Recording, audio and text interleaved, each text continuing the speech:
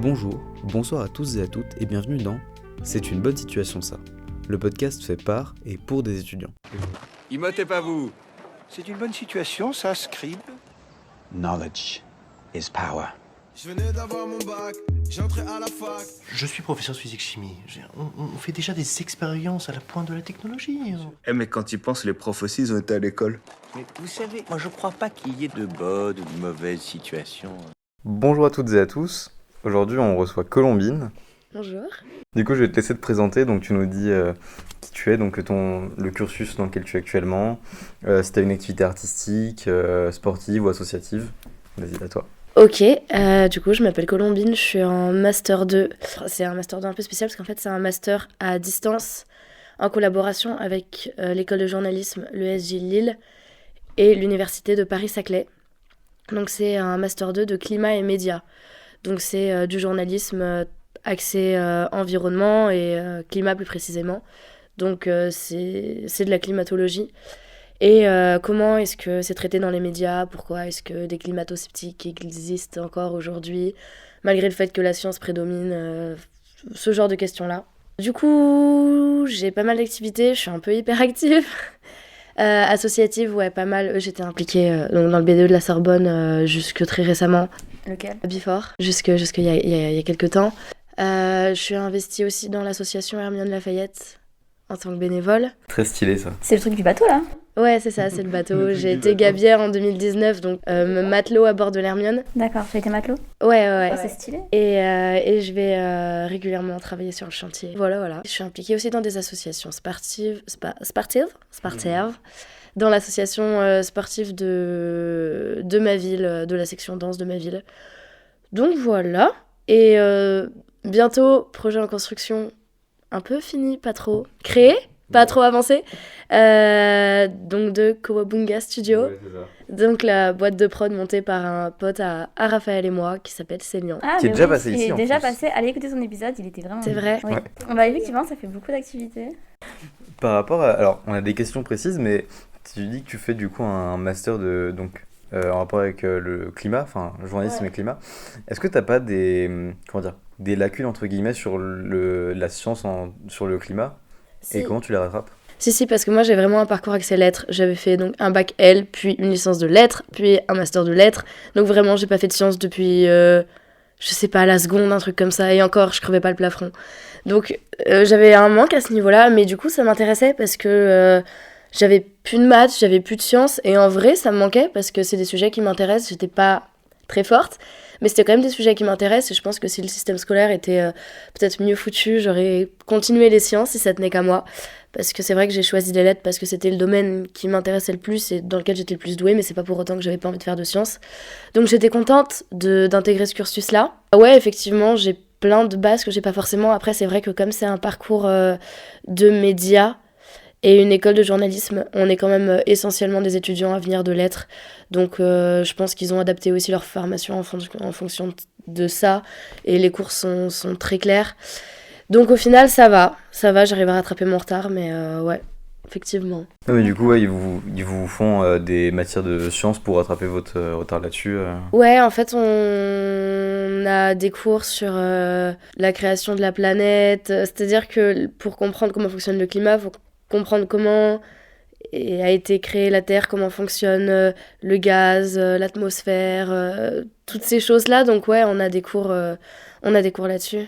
La Terre qui est plate d'ailleurs. Elle est plate. En fait, peu de gens le savent, mais elle est plate et légèrement arrondie, un peu comme une crêpe. Ah ouais, et elle a 2021 ans du coup. C'est ça, 2021 et demi, mais bon, en fait, plus les ennemis. Non, mais c'est bien d'être au courant des choses. Faut être précis.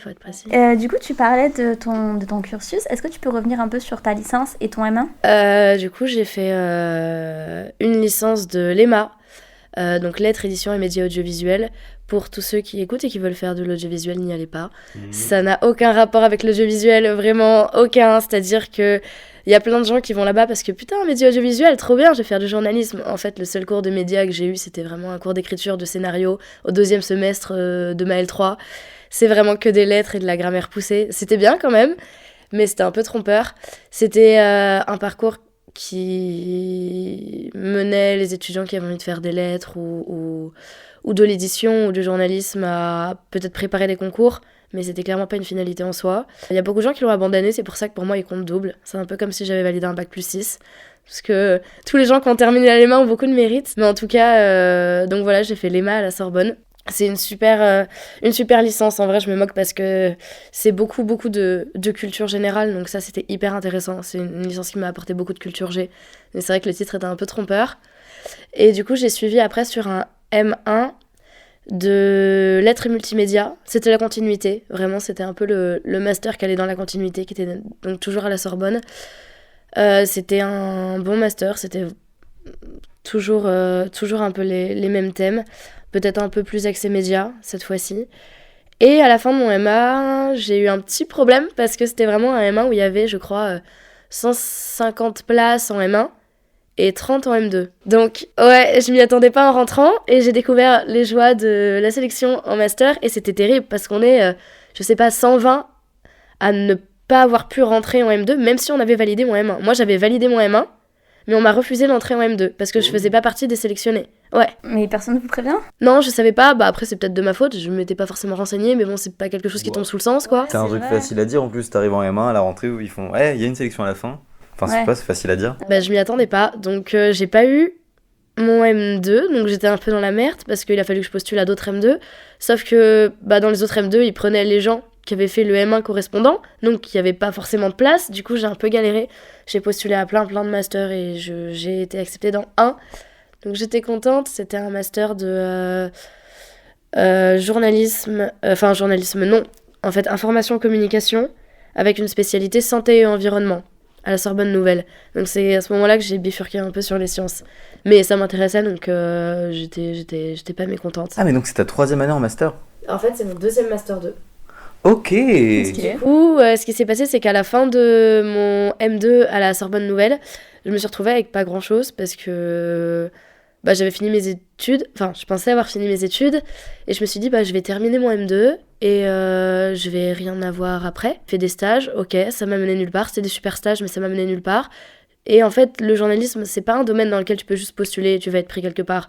Ça marche pas comme ça marche aux connaissances, au piston, tu vas être pris à la fin d'un stage, tu vas être recommandé. Il n'y a pas d'annonce sur LinkedIn, on recherche un journaliste pour bosser ici, ça n'existe pas comme dans les métiers artistiques. Donc je me suis dit que j'allais galérer. Donc du coup, je me suis relancée dans un an, donc j'ai repostulé pour un autre M2 où j'ai été prise. Donc ce qui est bien, c'est que c'est des cours à distance. Déjà, c'est top parce que c'est une école de journalisme, le SJ Lille, très très bonne école de journalisme. Et en plus de ça, j'avais pas d'école de journalisme moi sur mon CV, j'avais que de l'université. Et c'était un vrai manque. Je m'en suis rendu compte quand j'ai fait un stage donc chez Première Ligne Télévision. Je manquais de pratique, je connaissais rien à la technique, je connaissais rien aux caméras, je connaissais rien au micro. Il me manquait plein de choses que j'avais pas pu étudier à l'université. En plus, j'ai appris, chose que je ne savais pas, qu'il y avait des échelons de salaire, c'est-à-dire que si tu travailles dans un journal, tu vas être plus payé si tu as fait une école de journalisme. Bon. Ouais, je savais pas, mais il y a des échelons comme ça. Donc je vais enfin pouvoir mettre une école de journalisme sur mon CV, donc ce sera pas plus mal pour moi parce que ça m'avait quand même fermé des portes. Et en plus de ça, le fait que ce soit un master à distance, j'ai le temps de faire un maximum de stages d'ici là. Donc je me suis dit, je vais vraiment essayer de me servir de cette année-là pour rentrer un peu dans le métier et on verra bien ce qu'il en est à la fin de l'année. Mais je me suis dit que c'était mieux ça plutôt que de me retrouver sans rien, donc je suis encore là. J'ai une question du coup, parce qu'on a déjà reçu des gens qui avaient fait l'EMA, et la majorité d'entre eux nous parlaient donc du CELSA. La dépression. Ah, ça c'est tout ça, ce sont tous les étudiants. Tout le monde. Non, du coup du CELSA, est-ce que tu as postulé, tu as passé le concours ? Non, car j'étais mauvaise. Non, en fait, ce qui s'est passé, c'est qu'il y a effectivement une passerelle qui existe entre la LEMA et le CELSA. Il faut avoir, il me semble, 12 ou 13 de moyenne, je sais plus, pour profiter de cette passerelle-là. Et je ne les avais pas, je devais avoir 11,7, enfin j'étais juste en dessous. Et du coup, j'ai pas pu profiter de la passerelle parce que j'avais pas la moyenne requise, donc j'ai fait autrement. Et est-ce que ça t'a toujours intéressé le journalisme, ou est-ce que c'est quelque chose qui a débarqué dans ta tête un peu comme ça au fur et à mesure des études ? Bah en fait, j'ai été un peu traumatisée à la fin du lycée quand on m'a dit «Hey, tu vas choisir ce que tu vas faire maintenant pour toute ta vie». Et c'était horrible parce que j'en avais aucune idée. J'étais là, j'avais 18 ans. Moi, je voulais juste sortir avec mes potes et lire des livres et boire du Ricard, tu vois, j'en sais rien. J'étais perdue. Et du coup, je me suis dit, je vais choisir une voie super générale et je choisirai plus tard. Ça va me permettre de continuer, de me laisser un peu de temps de répit avant de devoir vraiment me spécialiser dans un truc. Et c'est pour ça que j'avais choisi la LEMA. Et en fait, le journalisme, c'est venu progressivement parce que je me suis dit que c'était un métier en fait, où tu faisais plein de trucs et qui te laissait des ouvertures de malade parce que je me suis dit à tout moment, je peux parler peut-être un jour de société, peut-être un jour d'environnement, peut-être un jour d'autres choses et de plein de sujets différents. Je me dis, je vais au final étudier plein de choses différentes, plein de sujets différents. Et c'est peut-être ma façon pour moi de pas choisir un truc précis dans lequel je vais me lancer. C'était peut-être un peu une solution de repli, j'en sais rien. Peut-être que Freud dirait beaucoup de choses là-dessus. Et ça finirait par c'est parce que tu vas avoir un pénis. Ouais, je pense la castration, tu veux baiser tes parents, sûrement des choses comme ça. Non, c'est pas le cas. Tu fais ce que tu veux. Hein. Je juge pas ici, Donc tout le monde est consentant. Non, mais je suis pas très chaud, il m'attire pas spécialement. Il y a plein de raisons, c'est interdit par la loi. Voilà. Mais du coup, c'était un peu une solution pour pas vraiment choisir. Et au final, je me suis vraiment plu dans le journalisme après les divers stages que j'ai faits. Parce que j'étudiais plein de trucs, je m'impliquais, j'avais plein de missions différentes. Et du coup, c'est venu, plus en... comme ça, plutôt... Mais on ne voit pas mes gestes. C'est radiophonique. Ça sert à rien, vraiment, que je fasse des gestes. Un cône. Un entonnoir. Un cône on monte le cône. Un entonnoir. C'est venu, c'est venu plus en écartant des pistes au fur et à mesure. Qu'est-ce que tu fais précisément dans ton cursus ? Alors, c'est le début de l'année puisque ça a commencé il n'y a pas si longtemps. Mais donc, c'est des cours à distance sur Moodle, donc la plateforme d'études en ligne. On a plusieurs UE et on avance progressivement à notre rythme, c'est-à-dire qu'on a des cours en vidéo, on peut les regarder quand on veut et on est rythmé par des deadlines de devoirs. D'ailleurs, j'en ai une après-demain, il va falloir que je m'y mette. On a des devoirs à rendre occasionnellement, donc qui sont corrigés et qui nous permettent d'avancer et de passer à l'UE suivante. Mais tous les cours se font à distance, en vidéo, au rythme que l'on souhaite, ce qui est super arrangeant, parce que je sais qu'on est même pas mal dans ma filière à avoir une activité à côté. Il y a même des journalistes qui font ça pour se spécialiser. Donc voilà, c'est top là-dessus. Donc pour l'instant, j'ai pas eu énormément de cours. Mais donc j'ai eu un peu une remise à niveau sur ces sujets scientifiques-là, donc comment est née la Terre, comment fonctionne tout ça, l'atmosphère, pourquoi, du comment, du réchauffement, du froid, et aussi comment est-ce que le climat est traité dans les médias, pourquoi est-ce qu'il y a encore des sceptiques, pourquoi est-ce qu'on leur donne autant la parole. Parce que c'est news. Potentiellement. Comment est-ce qu'ils manipulent les médias, comment est-ce qu'ils manipulent les chiffres. Donc c'est hyper intéressant de ce point de vue-là. Alors qu'on sait que le grand spécialiste Donald Trump a dit que le réchauffement climatique, c'est juste une invention créée par les Chinois pour perturber l'économie américaine. Mais je pense qu'il avait raison. Il faut l'écouter. Non, mais il y a plein de gens qui ont dit plein de choses. Je crois que même Sarkozy, à une époque, il l'a dit. Mais il y a pas longtemps, hein, il critiquait Greta Thunberg en disant qu'elle s'inquiétait pour rien. Oui, non, mais il est spécial. Écoute-le, il a la réponse, lui. Mais on a même vu que... sur les plateaux de télévisuels, il y avait des débats en fait entre des climato-sceptiques et des climatologues, alors que les climato-sceptiques n'y connaissent rien, ce n'est pas du tout leur métier. Donc voilà, on voit un peu comment est-ce que dans l'espace public, on donne de la voix à tous ces gens-là. Et en termes d'horaire, t'as combien d'heures par semaine, du coup ? C'est un peu complexe parce que j'ai fait un stage les 2 premiers mois de ma scolarité. Après, là, je travaille au centre de loisirs vu que c'est les vacances, mais j'aurai plus de temps après, donc c'est vraiment hyper variable. Mais je dois aller faire... Normalement, je devrais bosser une heure et demie tous les soirs pour bien faire, mais je le fais pas. Je pense qu'en vrai, je vais aller bosser 4-5 heures dans mon week-end et un peu moins la semaine. Mais c'est vraiment juste moi. Après, on a des cours, on va dire, obligatoires, basiques, et on a aussi plein de choses pour aller plus loin. Je le fais si j'ai le temps. Bon, voilà, c'est très libre, donc ça, c'est super cool. Qu'est-ce que tu aimerais faire après ton cursus ? Ça va vraiment dépendre d'où j'en suis à la fin de l'année. J'ai pas du tout envie de me retrouver juste sans rien et de me lancer comme ça dans le vide parce que je sais que ça va être horrible. J'ai pas envie de faire des piges pendant 10 ans, j'ai pas envie de me mettre dans des galères sans nom. Donc je pense que si jamais tous mes stages, toute les relations que j'ai réussi à me construire au fil des années me mènent à quelque chose, tant mieux. J'irai les doigts croisés, les yeux fermés, un des deux. Et si vraiment j'ai rien, peut-être que effectivement je me relancerai sur un an pour refaire des stages. Ça craint un peu, mais je sais que bon, bah, en tant qu'étudiant, malheureusement, t'as plus trop le choix au bout d'un moment. Donc je sais pas encore. Moi, dans l'idéal, j'aimerais bien trouver quelque chose dans l'investigation. Dans le reportage, en fait, j'adore le travail de recherche. Donc faire du reportage, que ce soit télévisuel ou radio ou écrit, j'ai pas spécialement de préférence. Mais voilà, des recherches, j'aime bien. Voilà. Est-ce que tu envisages de partir à l'étranger pour ton cursus? Enfin, pour la suite de tes études ou... Bah pourquoi pas. J'ai pas de projet précis ou construit, mais j'aimerais bien, pourquoi pas. C'est pas, enfin, c'est un truc... de toute façon, moi, j'aimerais bien bouger dans plein d'endroits et voir plein d'endroits différents et vivre dans plein d'endroits différents. Donc ouais, je l'envisage. J'ai rien de prévu précis, mais de toute façon, c'est des métiers où on choisit jamais vraiment où est-ce qu'on travaille. Donc j'imagine que ça viendra tout seul à un moment donné. Tu devrais être journaliste pour un média, mais à l'étranger et rester sur place. Ouais, ça me dérangerait pas du tout. De toute façon, hormis voilà, des pays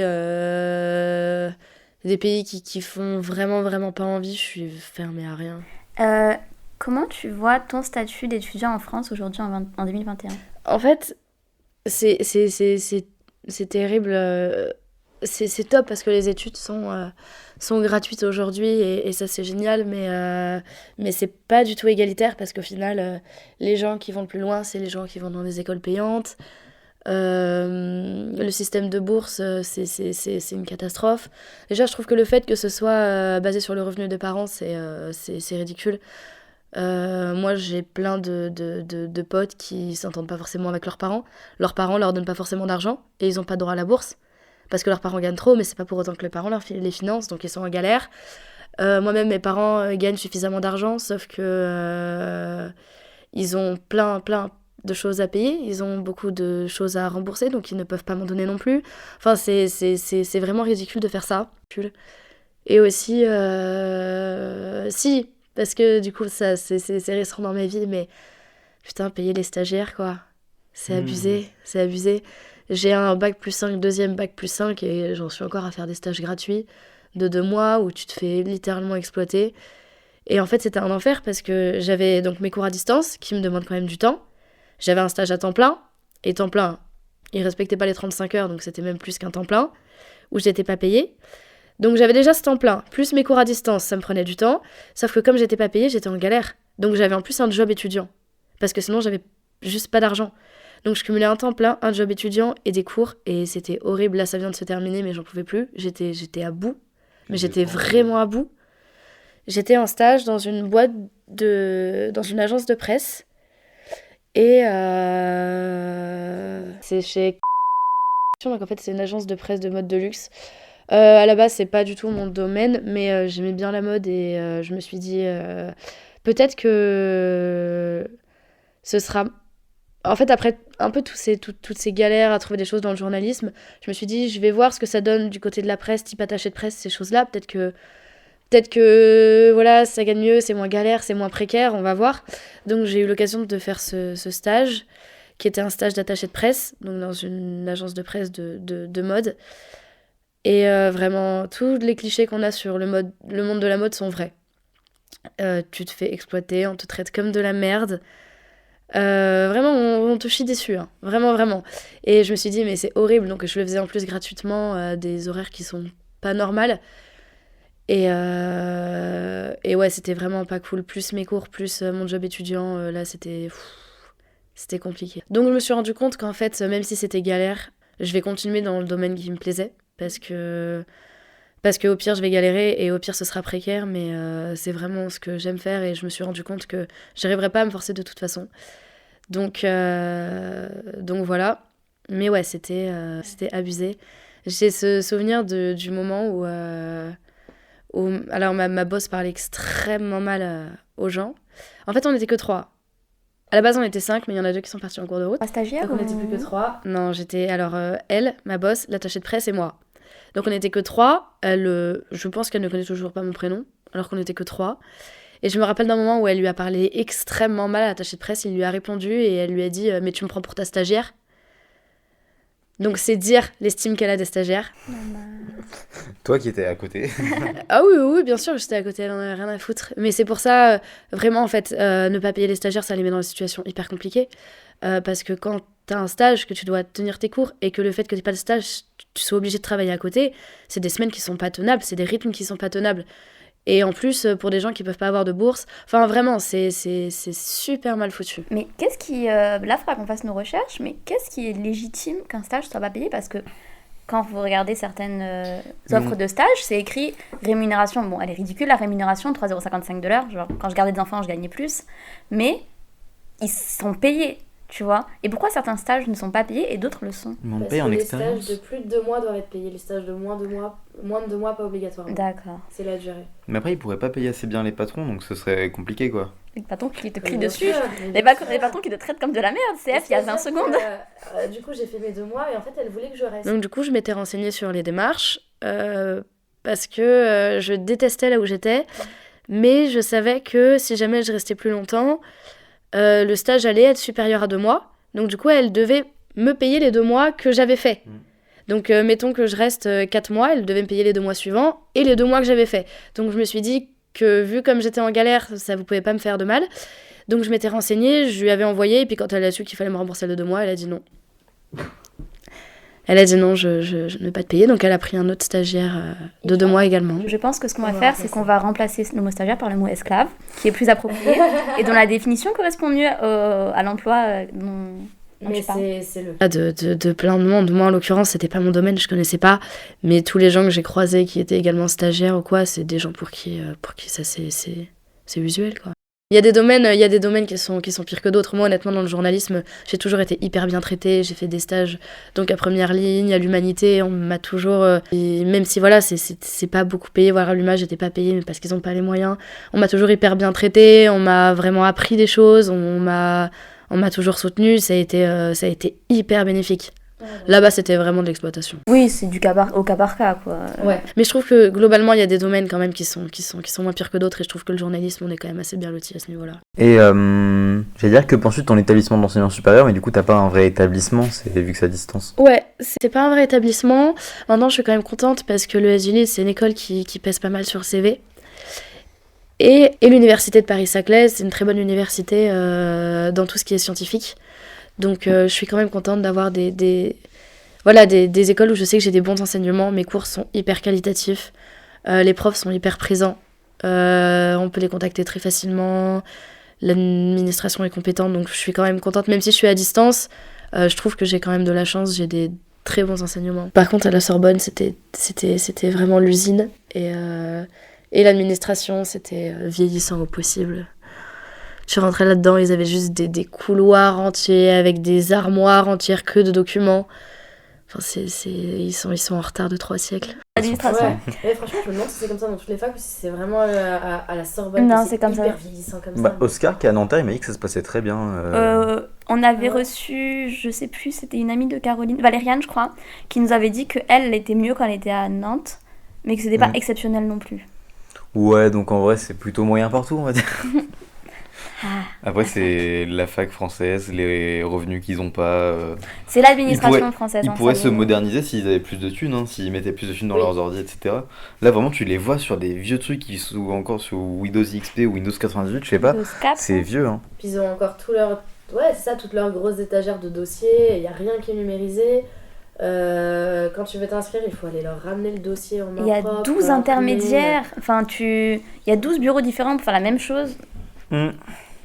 Allez, on va passer à la question suivante pour être un peu de meilleure humeur. Quel conseil tu donnerais à un étudiant qui veut suivre ton cursus?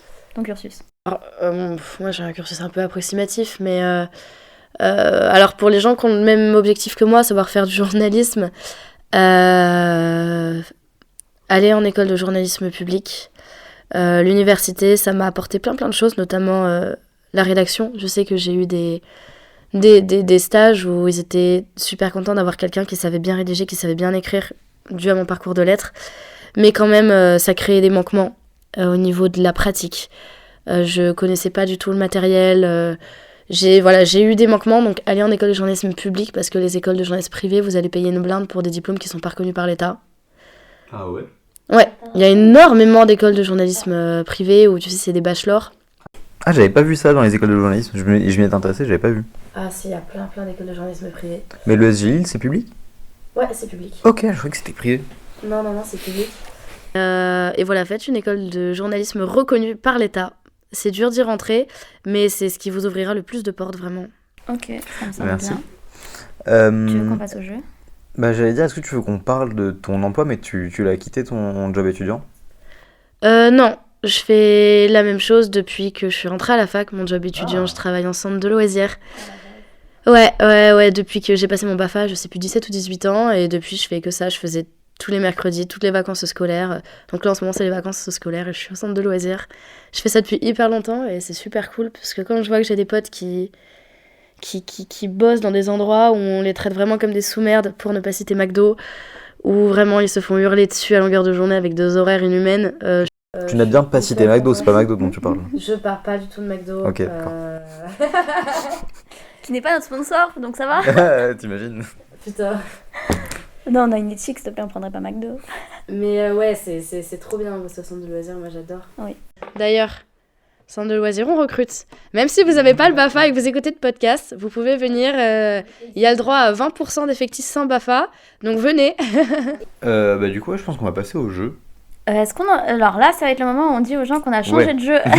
En gros, on avait un jeu avant où Ouais. on faisait Rap. on faisait rap ou pas rap, donc on était très peu satisfait de ce jeu au final, mais ça faisait quelques temps qu'on le faisait. En gros, on disait aux gens 4 citations qui étaient soit du rap, soit pas, et ils devaient savoir si c'en était ou pas. Et du coup, on était assez insatisfait parce qu'on était en mode bah c'est très compliqué au final, c'est du pif si t'as la bonne réponse, à part si tu connais la citation. Donc du coup, on a changé pour un jeu, on va dire un qui est, mais pas un vrai qui est comme le jeu de société. En gros, on va te dire des citations. Qui serait pas du tout radiophonique. Bah oui. Et du coup, on va te dire 4 citations et tu vas devoir retrouver la personne qui a fait ces citations. Alors, Oh putain, c'est Ça- du rap ou pas forcément? Non, Non, sachant qu'on l'a fait en fonction des de personnes. toi, voilà, on a Ouais. ciblé les gens qu'on invite en fait. On a ciblé avec ce qu'on a pu. Ouais. Alors, juste, je rappelle aux gens. Génial, comme ça, si je suis mauvaise, tout le monde sait que j'ai aucune culture. Exact. C'est parfait. Ça s'appelle Détruisons nos invités. Voilà. Ah, je vais moi. Je précise juste pour les auditeurs qu'on est en train de se chercher sur ces nouveaux Oui. jeux. Donc il y aura peut-être des trucs qui vont pas se ressembler d'un épisode à l'autre jusqu'à ce qu'on ait plus ou moins une stabilité effective. Voilà, il y a des choses qui changent. Le fait qu'on soit incapable, ça change pas. Voilà, donc d'un épisode à l'autre, il y aura peut-être des changements, des modifications, voire on va peut-être complètement changer de jeu dans 2 épisodes. Oui. Voilà. Voilà. Donc. Attends, je l'ai. C'est bien, donc si c'est éclaté, c'est vraiment moi le crash test. Non, il y aura celui C'est d'après ça. aussi, Ah, t'inquiète. parfait. Non, mais chez elle, regarde. Donc du coup, on le fait à chaque fois avec les informations qu'on a sur les gens à peu près. Donc t'es censé retrouver après en soi si elle trouve rien du tout, peut-être que pour pas l'humilier, on peut juste le couper. Donc du coup, vas-y, à toi Anaïs. Collectionner, c'est être capable de vivre de son passé. C'est beau. Tout le malheur des hommes vient de l'espérance. T'as une idée de qui c'est ou pas? Non. Sachant que c'est la même personne. En fait, les 4 Ouais. phrases viennent de la même personne. Donc là, j'en Super. ai dit 2. À toi, Raphaël. Créer, c'est vivre 2 fois. Ah, c'est ça, je sais. C'est qui? Je sais pas, mais je connais. On va voir si t'es avec la 4e. Un homme est plus un homme par les choses qu'il tait que par celles qu'il dit. Mais je sais pas, alors que la 3e, je sais que je la connais, je sais que je l'ai déjà entendue. Est-ce que vous pouvez les redire? Ouais, vas-y. Peut-être que je vais être frappée par la grâce, on sait jamais. Collectionner, c'est être capable de vivre de son passé. Ça doit être ma mère, ça. Et c'est elle, voilà. On a contacté ta maman. Tout le malheur des hommes vient de l'espérance. Créer, c'est vivre 2 fois. Ça se trouve, c'est moi qui ai mal ciblé parce que c'est moi qui lui ai dit, je crois qu'elle connaît cette personne. Ouais. Mais si vous avez besoin que je la connaisse, c'est que... Non, mais tu la connais, je pense, c'est obligé. Mais peut-être que lui, il a mal ciblé parce qu'il pensait que t'étais fan. Non, pas fan, mais je me suis dit Oh, peut-être merde. qu'elle. Non, mais on va voir. Un homme est plus un homme par les choses qu'il tait que par celles qu'il dit. C'est lui qui a décidé qu'on allait Je prendre crois. cet auteur-là. Frappe-le si ça te va, si ça ne te va pas. Est-ce que je peux te donner un indice? Ouais. Ton tatouage. Ah, c'est Camus. Ouais. Et les 4 phrases viennent du mythe de Sisyphe. Oh Voilà. Et les gars, Ah non, mais de toute façon, je l'ai lu plusieurs fois, logiquement. Ça te va? Mais ouais, mais en vrai, c'est un livre tellement dense que... À la base, donc le mythe de Sisyphe, c'est ce type-là qui a été exilé par les dieux, donc qui pousse une pierre tout en haut du rocher, et à chaque fois qu'il arrive en haut, elle retombe. Et en fait, Camus avait repris donc ce mythe pour développer la théorie de l'absurde. Et en fait, il s'était posé la question, pourquoi est-ce que l'homme vit tout en sachant qu'il va mourir ? Quel est l'objectif de ça ? Et au même titre, est-ce qu'on pourrait du coup se suicider par philosophie ? De dire, de toute façon, tout ne sert à rien, donc je me tue, puisque ça n'a aucun sens. Donc il avait développé la théorie de l'absurde, et c'était donc voilà, tout le bouquin tournait autour du sens de la vie, plus ou moins, et est-ce utile d'exister finalement ? Et il en était arrivé à la conclusion que le moment où Sisyphe descend de la montagne, et où il a toute la vue sur la vallée, et qu'il pouvait profiter en fait de cet instant-là, c'était le moment où Sisyphe était heureux. Et du coup, effectivement, c'est des phrases qui viennent du livre, mais ouais, c'est un livre qui est tellement dense et que... Ouais, j'aurais pas été capable, je crois, de retrouver. C'est pas contre toi, on teste le jeu, donc il y a moyen que... Non, mais vraiment, genre, je veux dire, je l'ai tatoué, donc c'est un peu humiliant quand même. Non, mais par contre, du coup, je trouve que la phrase qui rentre le plus en résonance avec ça, c'est tout le malheur des hommes vient de l'espérance. Oui. Mais tu sais pourquoi je l'ai prise ? Parce qu'une de mes phrases préférées dans la vie, c'est l'espérance fait plus de dupes que l'habilité. Duc de Vauvenargues, et je trouve cette phrase tellement vraie. Après, il y a Youssoupha qui a dit... Je sais pas si l'espoir fait vivre, mais moi il m'empêche de mourir. Mais ouais, c'est... je recommande si vous avez envie de vous prendre un peu la tête. Je le dirais. C'est hyper intéressant. Donc merci d'avoir été ce cobaye. Ouais, de ce jeu. Écoute, pas de soucis. Crash test. T'es content ? Moi, j'ai bien envie de parler, si ça te va, de ton association avec le bateau. C'est l'air chouette. Ouais, de ouf. Je veux trop savoir, ça me fascine. On a une petite histoire, tu vois. Ouais.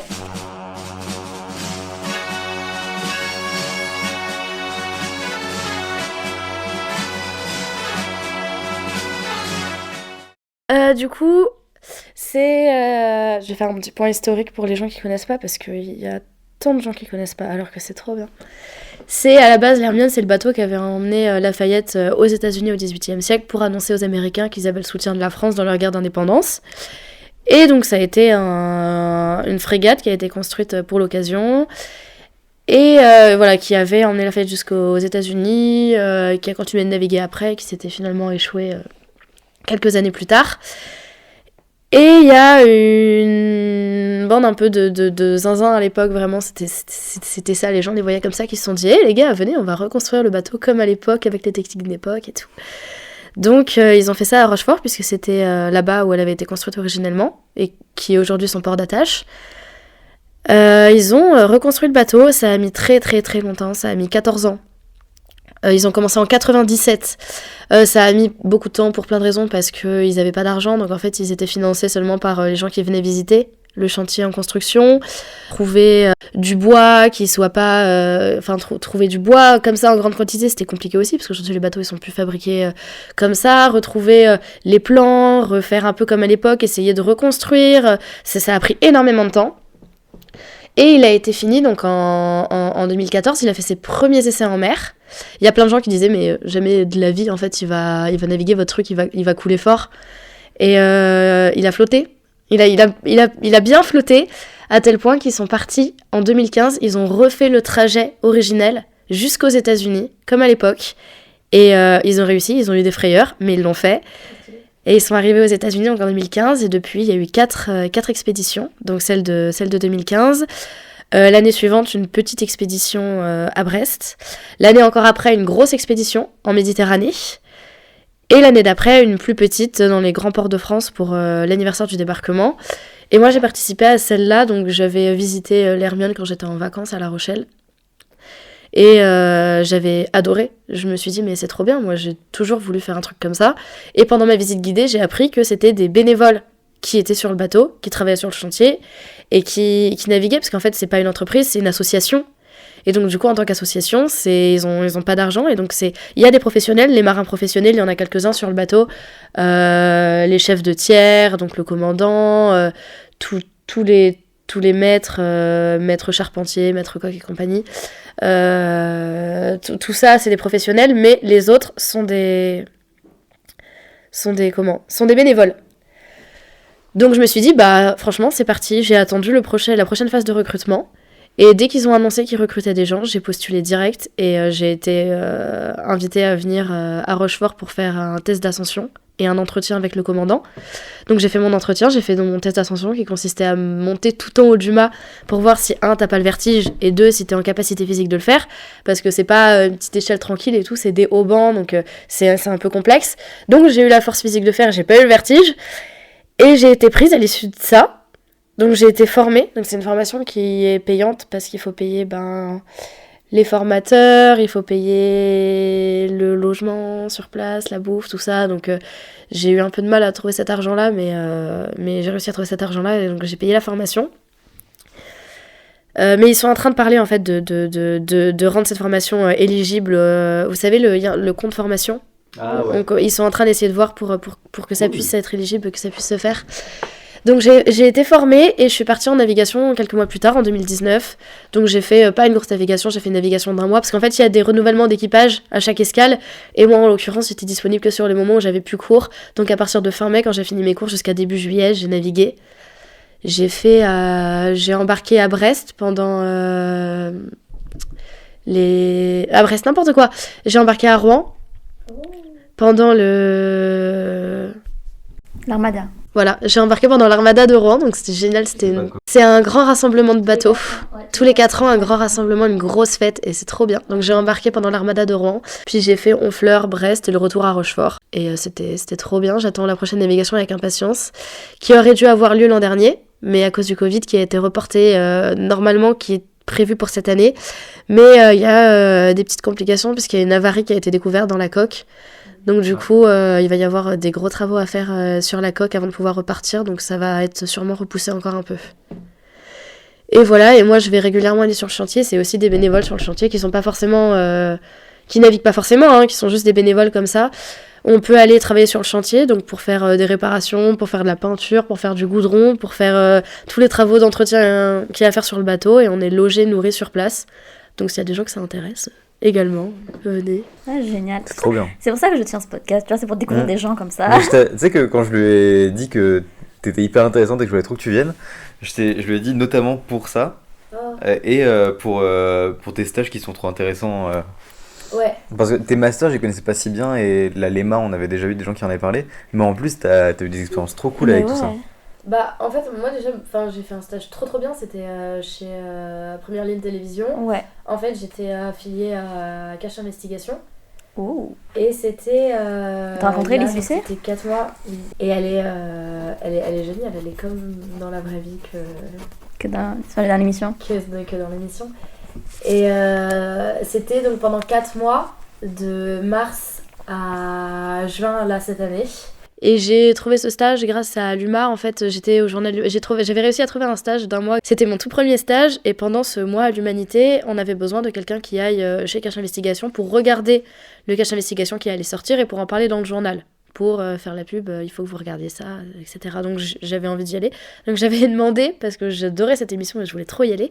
On m'avait dit oui. Et en fait, quand je suis arrivée sur place, je me suis dit prends tes couilles à deux mains, t'adores ce qu'ils font, vas-y, demande. J'ai chopé la première personne que j'ai croisée, je lui ai dit excusez-moi, j'adore vraiment trop, et moi je voudrais trop faire un stage avec vous, comment on fait ? Il m'a dit ça tombe bien, c'est moi qui m'en occupe, c'était le rédacteur en chef. Donc j'ai eu trop de chance, j'ai eu trop de chance. Et donc j'avais postulé mais faire un entretien. Il m'a dit écoute, il n'y a pas de place pour cette année, mais éventuellement l'année prochaine. Et j'ai pas lâché, je l'ai rappelé l'année suivante en me disant je suis toujours là, est-ce que maintenant c'est bon ? Et il m'a dit oui. Et du coup j'ai fait ce stage qui était trop bien. Donc voilà, je peux pas tant parler au final de ce que j'y ai fait puisque j'étais sous contrat de confidentialité et il y a la plupart des choses sur lesquelles j'ai travaillé qui sont pas encore sorties. Mais c'était incroyable, c'était génial. C'était vraiment de l'enquête pure et dure, c'était vraiment de la recherche.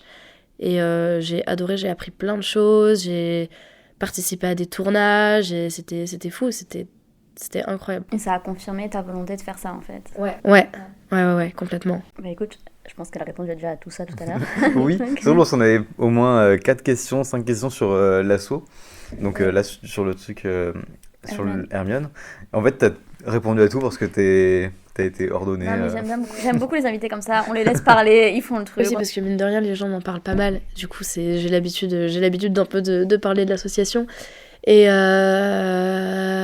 quoi d'autre? Si, attends, est-ce que j'ai des anecdotes sympas? Et en vrai, ce qui est assez fou, c'est que c'est vraiment un rythme assez incroyable parce que t'es vraiment coupé du monde pendant un temps. C'est-à-dire que tu pars en navigation. Moi, je suis partie, donc j'ai navigué pendant 1 mois. Et c'est des rythmes qui sont très spéciaux parce qu'en fait, tu fais des quarts. Donc, on est divisé en 3 tiers. Moi, en l'occurrence, j'étais à bâbord. Donc, il y a un tiers qui fait 8h midi, 20h minuit. Un tiers qui fait midi, 16h, minuit, 4h. Et un tiers qui fait 16h, 20h, 4h, 8h. Et en fait, ça tourne comme ça, chaque fois, tu travailles 4h, tu te reposes 8h, tu travailles 4h, tu te reposes 8h. Et il y a tout le temps des gens sur le pont. Donc du coup, tes journées, elles sont divisées en 2. Donc ça fait déjà bizarre. Et ensuite, comme de toute façon, t'as pas de réseau, puisque t'es au milieu de la mer, donc t'es coupé du monde, tu t'en fous, t'as pas de réseau, vraiment, tu n'en as rien à foutre. J'ai perdu, je pense, la notion du temps au bout de 3 jours. Déjà, mes journées étaient divisées en 2. En plus, tu fais un peu tout le temps la même chose, mais tu te laisses vivre, vraiment, c'est super cool. Tu te laisses vraiment vivre. De toute façon, t'as rien d'autre à t'occuper que tes quarts quand tu travailles, et le reste du temps, tu fais ta vie, tu joues, tu lis, j'ai appris à coudre le cuir, enfin, c'était trop bien. Et j'ai perdu, je pense, la notion du temps très très vite, et c'était incroyable parce que t'es vraiment coupé du monde, t'es là avec les mêmes personnes tout le temps. Vous vivez hyper entassés parce que t'es comme à l'époque, ils ont reconstruit le truc comme à l'époque, donc t'es dans la cale, vous êtes tous ensemble, il n'y a pas de cabine ou je sais pas quoi, sauf pour le commandant. Mais bon. Vous êtes un hamac ou vous êtes un... Il y a les deux, en fait il y a des bannettes, donc c'est des espèces de tout petits lits superposés avec des petits rideaux, donc c'est trop bien parce que t'as de l'intimité, c'est un endroit où t'as un peu d'intimité, donc moi j'aimais trop. Et à côté des bannettes, t'as des bacs dans lesquels tu peux ranger tes affaires, et au-dessus des bacs, il y a des hamacs. Donc il y avait les gens qui avaient des bannettes et les gens qui avaient des hamacs. Mais l'avantage du hamac, c'est que ça suit le mouvement du bateau. Donc potentiellement, quand ça bouge beaucoup, t'as pas envie de vomir la nuit. Donc il y avait 2 teams. La team manette, la team hamac. Il y a des arrangements qui sont faits. Et ouais, c'est fou parce que du coup, c'est hyper spécial l'ambiance dans un équipage. Tous les gens sont très liés. Les relations vont hyper vite. Tout le monde... Couche à droite à gauche. Non, c'est faux, de toute façon, il n'y a pas d'intimité. J'ai demandé justement sur l'intimité, comment vous faites pour la douche? Si, on a quand même des douches et des toilettes, parce que même s'ils ont fait le truc comme à l'époque, ils ont quand même modernisé un peu, donc on a des sanitaires, on a des douches, des toilettes. Après, on a quand même on a des réserves d'eau limitées, donc faut pas prendre des douches de 3 heures, en fait, tu te speed et t'en prends pas tous les jours. Donc après, de toute façon, tout le monde se mélange, tout le monde pue, donc on s'en fout. Donc faut quand même être hyper économe sur l'eau. Et voilà, les choses aussi qui ont été modernisées, c'est qu'on a quand même une salle des machines, on a des moteurs de secours, parce qu'il fallait quand même se plier à la réglementation. On peut pas... Ouais, il y a des normes, donc... On est à la voile au maximum du maximum, et on met en route les moteurs que quand il n'y a pas le choix. Donc quand on remonte des fleuves et qu'il n'y a pas le vent, par exemple, ou quand tu te retrouves au milieu de la mer, qu'il y a une tempête qui arrive et que tu te dis, bon, on va peut-être bouger, hein. Moi qui croyais qu'il vous faisait pagayer. Ah, je suis déçue. Et non, ce serait marrant, ceci dit. Non, ça serait pas Elle aurait été en marrant. stage, elle aurait pagayé. Et il y aurait des gens exacts qui vous fouettent comme ça. Ouais, de ouf. Mais non. Mais ouais, c'est assez fou. Ah bah, chouette. Qu'est-ce qu'on fait maintenant? On a 2 dernières questions qui fondent un peu ce podcast. Comment dire, c'est les questions les plus importantes. Ma question, après il y aura la sienne.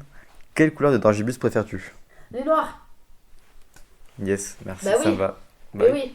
Mais attendez, j'ai une réponse à apporter. Je crois que... Alors, de toute façon, tout le monde a des réponses à apporter là-dessus. Hein. Personne n'a les mêmes réponses, mais tout le monde dit moi je sais, alors qu'au final, je crois que personne sait.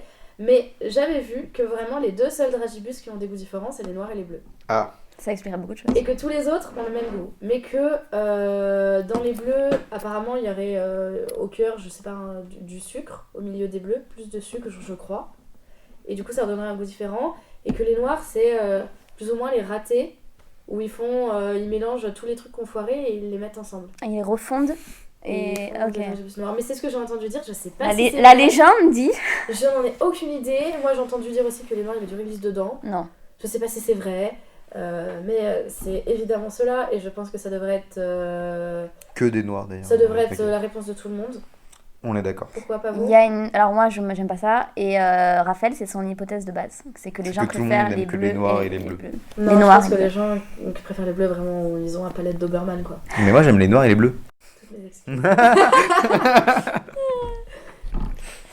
Mais ouais, paraît-il vraiment qu'il y a que les bleus et les noirs qui ont des goûts différents des autres. Et que Ah. les autres sont pareils. Après, les études psychologiques ont montré que la couleur influence sur ta perception du goût. Hein. Donc, Oui, donc en fait, on a plusieurs théories ici, sans avoir du coup d'affirmation. Ce serait. le dernier épisode, Que- c'est ça qu'on invite en fait quelqu'un de chez Haribo et il nous révèle les secrets de. Oh, ce serait trop bien qu'on contacte. Mais non, ils le font pas. De quoi? Mm. Non, mais au moins qu'ils nous disent pour ces putains de goûts, quoi. Je veux dire, ça fait 20 ans que tout le monde se pose la question et personne répond. Non, mais sinon, il nous dit à nous, ça sera coupé au montage et voilà! Si je me trompe pas, par contre, ils ont confirmé qu'ils avaient bien tous un goût différent. Oui, Ah, ils ont confirmé sur leur qu'ils site, ont ils ont tous un goût différent. Ouais, ils ont C'est pas vrai dit lesquels, mais ils ont bien tous un goût différent. Ah, bah alors j'ai dit de la merde. Peut-être. Bah après, Et est-ce qu'ils disent la vérité? c'est comme ça qu'on fonde un mythe, hein. Il y a plusieurs histoires, plusieurs versions. Ils sont bizarres de garder ça pour eux. Bah en même temps, comme ça, personne peut C'est faire la leur même marque chose. de Quoi. fabrique, ouais. Ils ont leur recette. Bah ouais, c'est comme Coca-Cola. Ouais. Et là, du coup, Avec un là, peu d'essence dedans. là, on va passer à vraiment la question la plus importante de ce podcast. Colombine, Oui. qu'est-ce que tu ferais si tu n'avais pas peur?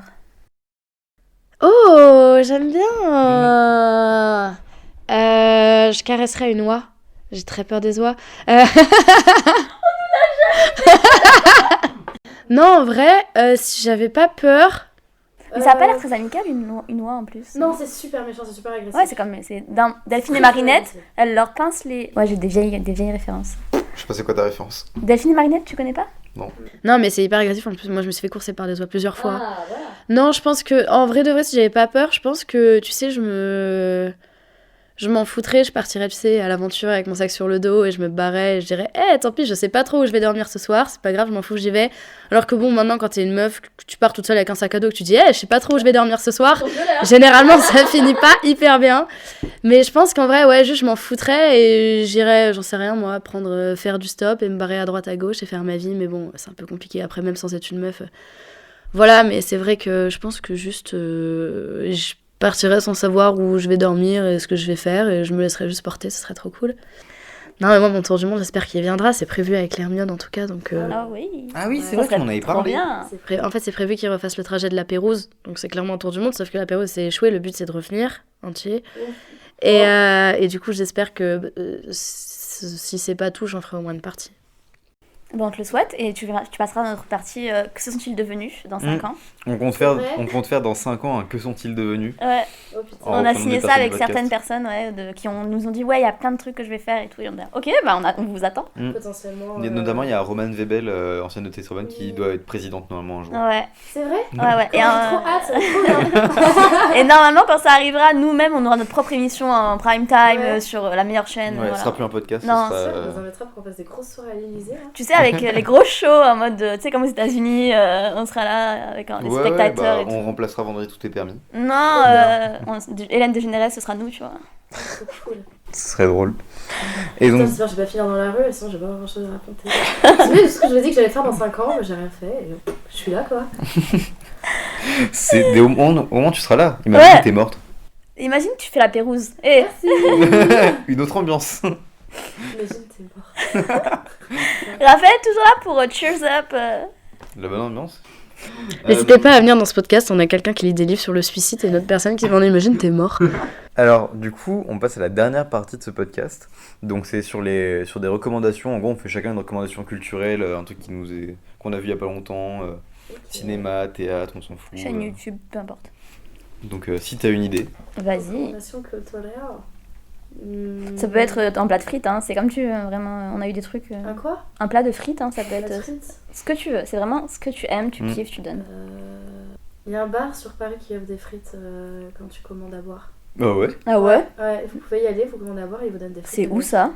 Attends, je vais le dire tout. Aurélien Thomas, il va me taper, c'était son bar secret. Secret? Il y a des trucs Attendez. secrets sur Paris? Le Rose Marino. Je connais pas Ça du me dit tout. quelque chose, ça. Ah, t'as pas eu de frites, toi? Ils font la tête du Peut-être. client. Comment t'écris ça? R-O-S-M-A-R-I-N-O.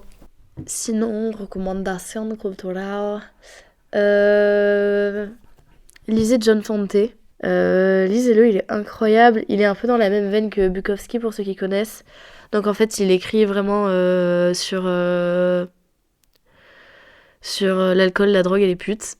Ah, après on parle de moi. Hein. D'accord. Non, c'est trop bien et en fait, il a vraiment des personnages qui sont hyper torturés, notamment, il a fait La Route de Los Angeles, qui fait partie d'un ensemble de livres où on suit un mec complètement désespéré qui veut être un grand écrivain, qui raconte à tout le monde qu'il est un grand écrivain alors qu'il a jamais rien lu de sa vie. Il raconte à tout le monde qu'il va être un grand écrivain alors qu'il a jamais rien écrit de sa vie. Il se proclame comme le futur grand écrivain qui va bouleverser le monde alors qu'il est strictement capable de rien. Et il a vraiment des... Enfin, j'adore ce qu'il fait. Et je l'ai pas encore vu, mais allez voir The French Dispatch, le dernier Wes Anderson. Oui. Comme ça, on l'aura tous vu, on pourra tous en parler tous ensemble. Je veux aller le voir cette semaine. Ouais, moi aussi. Mm. Ah mais non, ça sort en janvier. Bah j'espère que vous l'avez vu, hein. Mais non, il est sorti là. Oui, mais le podcast est sorti en janvier. Ah oui. C'est mieux que toi. Mais du coup, j'espère que vous l'avez vu. Si ce n'est pas le cas, allez le voir, vous nous direz. Est-ce qu'il était bien ? Je ne sais pas. Je pense que oui. Peut-être. Toi, tu nous conseilles quoi ? Moi, le docu sur Orelsan, je sais pas si tu l'as vu. Ah, je l'ai pas vu, mais j'ai trop envie de le voir. Bah, il est excellent. Il est... À la fin, je savais pas pourquoi, mais j'avais les larmes. J'avais pas les larmes, mais j'ai failli pleurer. Parce que t'es un beau... Ouais. Parce que toi, t'es un vrai mec. Non, j'ai pas pleuré. J'avais les larmes aux yeux à la limite. Il y Il y avait des poussières, Ouais, il y voilà. avait des poussières dans mon œil, du coup j'ai un Ok. peu gratté, voilà. Mais non, franchement, il est J'ai trop pas bien. vu aussi. Genre, Enfin, on a tous un peu découvert Orelsan, je pense, avec La Terre est ronde. Ouais. Ouais. Mais j'écoutais pas vraiment ses albums à ce moment-là. Mm. Enfin, ouais, ses albums. J'ai vraiment commencé à écouter quand le dernier est sorti ou un peu avant. Et depuis, j'écoute ça tout le temps. Enfin, j'ai tout écouté. Et donc là, quand le docu est sorti, tu retraces toute sa vie. En plus, du coup, nous, on connaissait tous un peu de loin. On voyait qu'il existait, quoi. Et donc là, de revoir tout, mais en plus, genre de l'intérieur, son frère qui le suivait depuis le début des années 2000. Mais même avant, il y a des vidéos dans le truc qui datent de 98, 90. C'est énorme. Ouais. C'est vraiment Ouais, très ouais. malin de sa part d'avoir fait ça. Parce que, bon, il aurait pas percé, ça aurait été un peu triste. Mais là, Bah non, même pas. Ça fait des beaux souvenirs. ouais, c'est Bah, ça. même s'il avait pas percé, au final, c'est genre, il retrace même pas que la vie d'Orelsan, mais c'est toute une époque qui retranscrit. Enfin, c'est vraiment énorme. C'est trop bien. Ouais. Ouais. J'ai hâte de le regarder. Et le gars, enfin, qui va sortir là d'ailleurs. On j'ai attend j'ai commandé que le ça. mien. C'est vrai. Ouais. Putain, moi j'étais hier sur mon téléphone, tu sais, je voulais l'exemplaire des Ouais, bah ouais. J'ai pas réussi à l'avoir. Moi non Je suis plus. deg. T'as vu qu'il se revend déjà à 10 000 balles? Oh là là là Ouais. là là. Il y a vraiment plein de gens qui ont mis des bots sur le site juste pour pouvoir avoir des exemplaires pour pouvoir les revendre hyper cher. Bah écoute, moi j'ai essayé de l'avoir, j'ai pas réussi. Moi non plus. Tant pis. Mais du coup, j'en ai commandé un quand même, c'est pas grave. T'en as quand même. Ouais. J'ai trop hâte qu'ils sortent. Mais en Eh fait, ben- c'est super con parce que j'ai envie d'en commander un et après je fais mais putain, j'ai plus rien pour lire des CD. C'est ça le problème aujourd'hui. J'ai rien pour lire un CD. Ouais, c'est vrai. T'as quoi pour lire un CD? Moi j'ai un lecteur DVD ouais. que je peux brancher à mon l'ordi. ordi. Donc mais pas pour le lire sur moi. Mais sinon dans ma voiture, je crois que j'ai un lecteur de CD mais je suis même pas sûr. Putain, c'est terrible. Ouais. C'est fou qu'on fasse encore autant de CD alors que. Mais maintenant, ils cumulent les trucs en streaming aussi pour les prix de la musique, les victoires de la musique et tout, les trucs. Ouais, pour les streams, ils Ouais. cumulent aussi avec Ouais. Deezer tout ça. Mais en vrai les CD, je sais pas. Je pense que c'est une industrie comme le DVD qui est un peu Bah, en chute c'est libre. c'est mort, mais exactement, tu gardes pour l'objet en Ah ouais, fait. moi c'est ça, hein. Moi c'est vraiment juste pour l'objet. J'aime pas le fait que tout soit en ligne et que t'aies pas que t'aies pas ton T'as une exemplaire à toi. mainmise, Genre demain Netflix il décide de supprimer tel film, si tu l'as pas en DVD, tu l'as juste plus. Ouais. Ça me Ah ouais. j'aime pas. T'as Genre peur moi j'ai trop peur de ce truc là. T'as Disney, ils ont publié d'anciens films sur leur plateforme qui sont pas du tout en DVD, enfin il y a peut-être des gens qui les ont encore, mais ils les ont modifiés parce que c'est plus en raccord avec leurs mœurs maintenant ou des trucs comme ça. Putain, je savais pas. Et donc du coup, bah si t'as pas l'exemplaire original, t'as pas ce qu'ils avaient dedans à la base. c'est Et horrible. donc là c'est pour des petits trucs, genre ils ont rajouté des effets spéciaux pour cacher le cul d'une actrice qui se voyait à l'image dans un film. Ah ouais. Donc Disney ils ont filmait allongé des ses culs cheveux. En fait ils ont, J'allais dire, Disney a filmé des culs. ils Il y a une ont- version ils porn de ils lui ont fait des Disney cheveux plus longs. Ah. Mais donc du coup tu dis s'ils modifient ça, ils peuvent tout Et modifier. Oui. du coup, si t'as pas le DVD, tu peux pas voir le cul quoi. Non c'est ça. C'est une Merde. aberration, une aberration. Putain, j'espère que t'as chopé le DVD. Bah je peux le DVD direct. Et toi Anaïs, qu'est-ce que tu recommandes du coup? Moi, je vous commande, non, je ne commande pas. Je vous recommande un podcast. Ça fait longtemps que j'avais pas fait ça. Le mien. Bisous. Une sacrée paire d'ovaires. De quoi ça parle? C'est une nana qui, chaque épisode, va vous faire le portrait d'une femme incroyable de l'histoire, qui est incroyable pour des raisons diverses et variées. Soit c'est une scientifique, une meuf dans l'art, dans la politique, qui est morte ou qui est vivante, mais qui n'est pas assez mise en valeur parce que c'est une meuf. Voilà, et que l'histoire a effacé les meufs. Donc, allez écouter, c'est bien, ça vous donne de la culture générale et ça vous fait connaître d'autres artistes et d'autres scientifiques que Marie Curie ou Elisabeth Vigée-Lebrun. Voilà. Je la connais déjà pas. C'est très triste. Va écouter ce podcast. Voilà. Bah, du coup, c'est la fin de merci. cet épisode. Ouais. Mention spéciale parce que c'est un truc que je regarde. Je remercie les gens qui regardent nos stories, qui likent les posts, qui repartagent. Juliane, je t'aime. Je tiens vraiment à vous remercier. Vous êtes du sucre glace sur mes biscuits de ma vie. Merci beaucoup. On remercie Colombine d'être venue parce que ça a été un épisode hyper chouette. Ça nous a fait plaisir de te recevoir. On peut très mettre sympa. des applaudissements Oui. montage, s'il te plaît. On remercie Nico à la technique. Ouais. Sébastien, community manager. Super. Bah merci à tous et à la semaine prochaine. On peut-être. vous aime, on vous estime et on vous dit à la semaine prochaine. Moi, je fais Bye. toujours coucou comme ça avec maman, mais personne ne le voit. On vous remercie d'avoir écouté cet épisode. Vous aurez tous les liens de ce qui a été abordé dans la barre d'infos ou sur la page du podcast. Ce podcast est rendu possible grâce à la contribution de la Maison des Initiatives étudiantes, du soutien de la mairie de Paris et de la faculté de la Sorbonne. Merci.